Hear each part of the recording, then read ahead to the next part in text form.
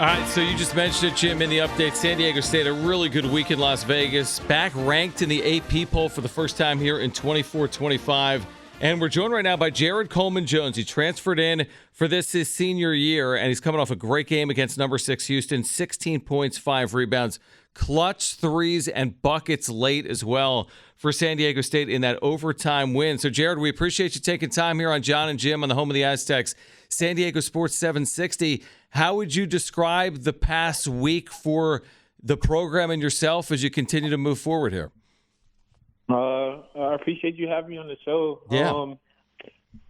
It's been a week of growth, honestly. I think that we're just showing that, we can make the adjustment very quickly. We're a team that doesn't have much ego and there's a lot of room to grow. So I think we're just showing that we can grow at a rapid pace. And speaking of growing, it feels like, yes, you're growing a lot here, but it also, when I watch it on the court, it looks like you guys have been playing basketball together for a while. What's been the one thing that has made it seem like you guys have been playing together for a long time with everybody being so new to this team this year? I think just like, the growth. I mean, honestly, just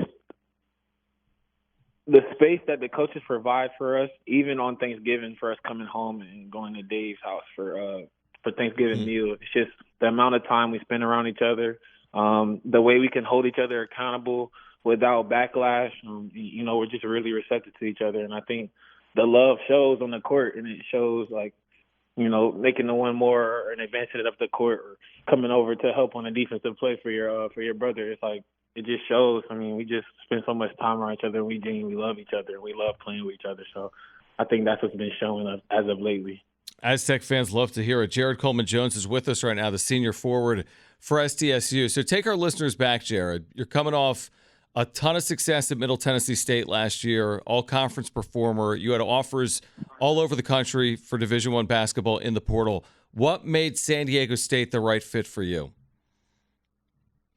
Honestly, it was the culture. I was on Twitter. I was just doing my homework, and it's a winning culture. I saw a lot of guys come from here. Nate Mensa, Alonzo Wade, Renzo Wade, just a lot of different guys. They came, Matt Brad, and they all have a mindset. I played with a lot of them over the summer on the Pro-Am, and it's one thing I can say is they all have the same mindset in terms of winning. Like, even we're playing Pro-Am basketball. It's rec basketball, but they're still teaching me and giving me things to take into the season. It was just the culture here. The culture here is such a different culture from anything I've been exposed to in college basketball. So, it really drew me in. NIL was a conversation, but, past the money, past notoriety, it was just like, I want to become better as a basketball player. I want to become better as a person. I want to educate myself further in terms of school. So, this was the best place for that. So that's what made me choose San Diego State. Jared, the last 4 games going through Gonzaga, Creighton, Oregon, and Houston, and playing well in all 4 of those games. The ball bounces away your way a couple times against Oregon. Maybe you win that game. You hung tough with Gonzaga. Miles was obviously not 100% in that game, but you guys held your own. How much does that do for you guys as a group going forward, as far as confidence level that, hey, we can play with anybody in the nation? Well, I think that was an idea, honestly, before we even played them. Our coaches give us a boatload of confidence. They teach us the right things to do. They give us a cheat code literally before every game. I think it was just more us just applying it, going through those games and seeing the growth that we have shown, seeing, the amount of lock-in and amount of attention to detail that it takes, and then finally being able to put it together, especially at the end of the game against Houston. I think that's where we showed our most growth, is taking our time on those offensive possessions, really locking in and keying in on certain things on defense so we can win the game on those little things. So I think that's one thing that we've shown throughout those 4 games. It's like we can play with anybody because of our attention to detail, because of how hard we go, because, of our love for each other and our love for each other as a team. So Makes sense. Jared Coleman-Jones with us right now on John and Jim. So you just took part in something that basically was a college basketball first, which was the Players Era Festival, where money will exchange hands, obviously. Like, money is going to go to student athletes like yourself through the Mesa Collective, basically like a pro model in college. So what's that like to experience firsthand? It was insane, honestly.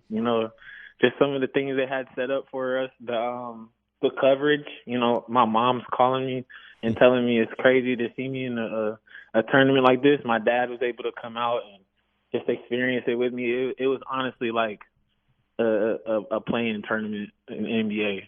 That's what it felt like, because that's what it looks like on TV, and to see myself and my teammates like ball out on film, it was like it just feels incredible. And on top of that, it's the first time it's ever been done.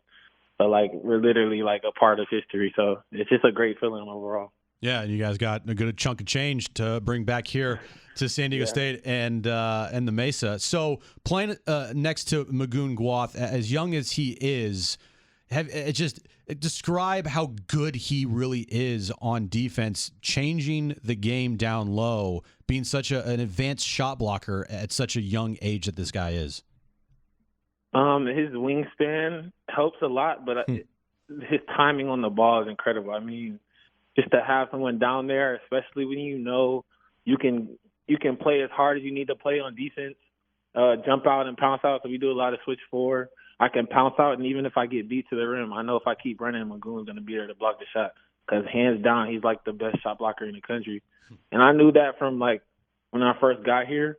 I even had trouble with him trying to finish over him in the paint, trying everything, pump fakes, ball fakes, rondos, and everything I could do, up and unders.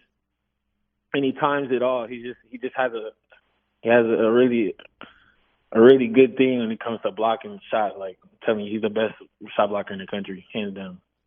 Jared Coleman-Jones, yeah, I mean, he's been unbelievable. I mean, it's just amazing. It's like innate. Like, you watch it, it just happens in real time. It just feels like, correct me if I'm wrong, Jared, I mean, you watch it play out, it's just not really teachable. He just does it, right? Like, it just happens in front of your eyes. There's no really plan in place. He just makes the play, right?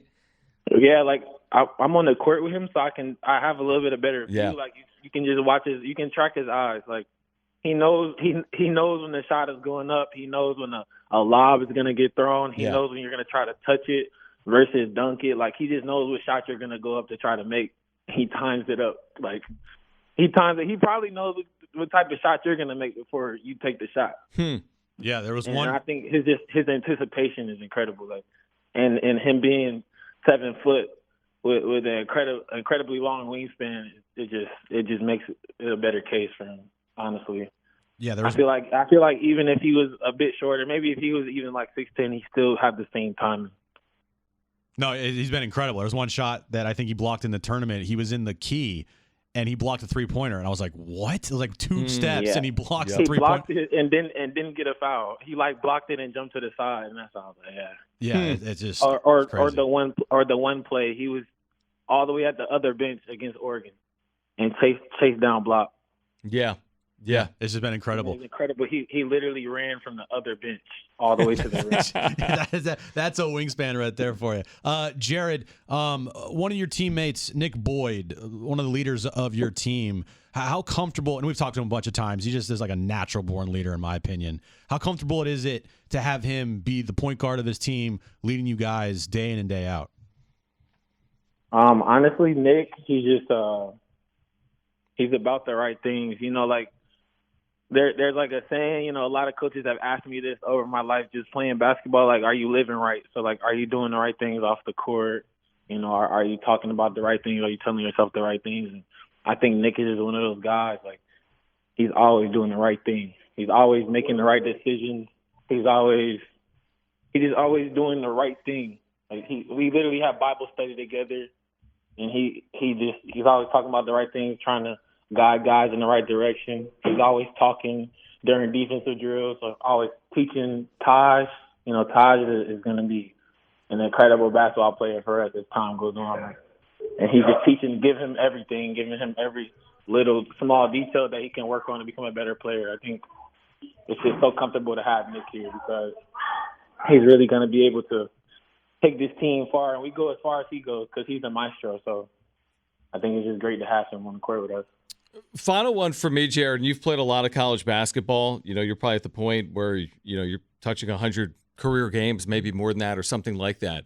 What does it take to kind of bounce back off a high? Like, you guys are coming off a great event. You beat Creighton, you beat Houston, and now conference play just all of a sudden in early December begins, and you're playing your first true road game of the year. What does it take to kind of get over last week and turn all of your focus to what's to come? I think just like today, we had practice, and I think that it's just an over-exaggeration that comes with it. You got to, put it in the past, and it was a great win, and it was a great tournament to be a part of, and it was fun. But I think at the end of the day, we got to put that behind us because the season is still young. We got to learn from our mistakes, learn from our successes, and just move forward. Because, at the end of the day, now we have a target on our back. Because, we can beat San Diego State, Fresno State, we can beat San Diego State the first game in conference. That looks good for us. No doubt about it. No doubt about it. Jared, congratulations on all your successes to this point. The team's fast start, your 16-point effort against Houston, and we'll catch up with you later on. And best of luck on Wednesday night on the road against Fresno State. And thanks for taking time for us. All right, thank you.